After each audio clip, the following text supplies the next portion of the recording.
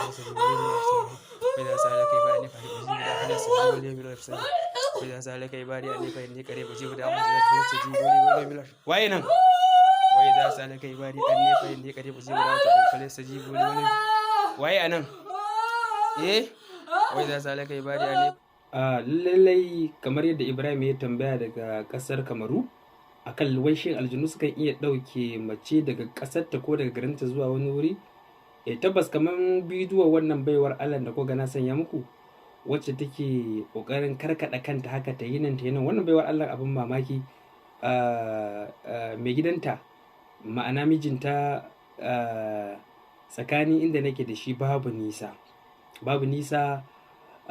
ya bar ta a gida ya dawo ya same ta da rana ta dafa mai abinci, daman tana da iska, ta dafa mai abinci ta ɗauki abincin ta bashi yana ci, sai wani ɗan takaddama shiga tsakaninsu sai ran shi ya ɓaci. Da ran shi ya ɓaci abin al'ajabi da ya faru ya ɗan shiga bayi ya fito, kamin ya fito sai ya ji ta faɗi. Bayan ya ji ta faɗi kamin ka ce kobo, kamin fito daga bayi sai kuma neme ta ya rasa, sai ya ji an buɗe ƙofar gida, ita ce ta buɗe ƙofar gidan, wani ne buɗe ƙofar gidan, Allahu a'lamu.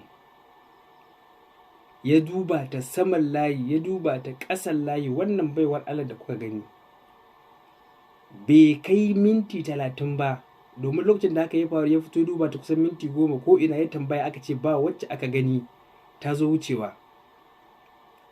Ya garzaya ya taho wajena ya kawo min kukansa game da wannan matsala da yake fuskanta tsakaninsa da matarsa. Abin da zai ba ku mamaki yan uwa, kuma amsan wannan dan uwa, lallai aljanu na ɗauke mutum daga garin shi zuwa wani wuri ko daga ƙasarsa zuwa wata ƙasa. Muna tare da shi ba mu wuce minti 40 ba da faruwan abin, bai wuce minti 40 ba muna tare da shi. Muna zaune a cikin gidana sai ga kira number plus ta wayarsa. Yake mamaki shi bai da wani wanda yake kira shi da ƙasar waje da number plus. Yana ɗaukan wani bai wuce minti 40 ba sai ga ainihin wayar a hannun matarsa, ma'ana matarsa ce ta kira shi tana kuka wai ta shiga uku, ta ganta a wani gari ko a wata ƙasa, ta tambaya an ce ainan Nijar ne, alhali kuma ita a ɗakinta ta san take a zaune.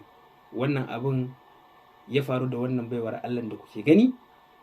Minti 40 da fitanta gida ta kira waya, amma ga ta a ƙasan Nijar. Saboda haka aljanu sukan yi irin wa'annan abubuwa. Bayan Allah tabaraka wa ta'ala ya sa an sako ta a mota ta dawo, to da aka kawo ta shi da muka gabatar da ruqiya kamar yadda kuke gani. To wannan kafa ta mu hakikanin gaskiya duk inda mutum yake a duniya, ko mun ganshi ko bamu ganshi ba, insha Allah rabbi matsala irin da ya shafi na iska ko na sihiri ko na maita ko na kambun baka ko na rashin lafiya, hawan jini ko ulcer ko sanyin mara, namiji yana inzali da wuri, ko mace da take da infection wanda yake sa gabanta yake ruwa ko yake wari, ko cutar HIV ana warkewa kwata-kwata har abada alfarman annabi, ko cutar hanta, ko kuma cutar ɓarin rabin jiki, ko cutar asma.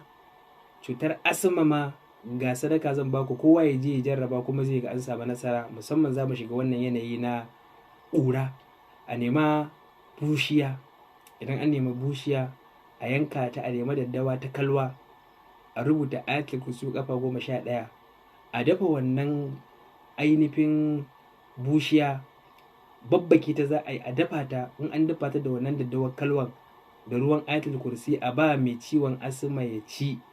Yana ci ba zai wuce minti 10 ba zai yi amai. In yi amai alfarman manzon Allah sallallahu alaihi wasallam yayi aman asma kenan har abada. Saboda haka wannan cibiyar tamu kamar yadda kuke gani, duk inda kuke a duniya za ku neme mu kuma za ku same mu kuma za mu ba ku gudunmawa alfarman annabi sallallahu alaihi wasallam dukkanin matsalolinku.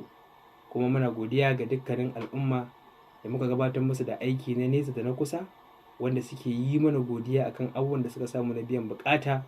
Abin ba daga gare mu bane, daga Allah ne. Manzo Allah sallallahu alaihi wasallam ya ce man su ila an ilmin alimahu summa katamahu wal jima yawmal qiyamati bil jamin min nar. Wanda aka tambaye shi ilimi ya sani ya boye ya ki fitar da shi, dan alkiyama za a mai linzami da linzamin wuta. shi za muke fitar da waɗannan ilimin muka na magani da Allah subhanahu wata'ala ya bamu domin mu taimaka mu menene al'umma. wa man yabkal fa inna ma yabkal an nafsihi. Allah ce duk wanda ya rowa to kan shi ya ma rowa.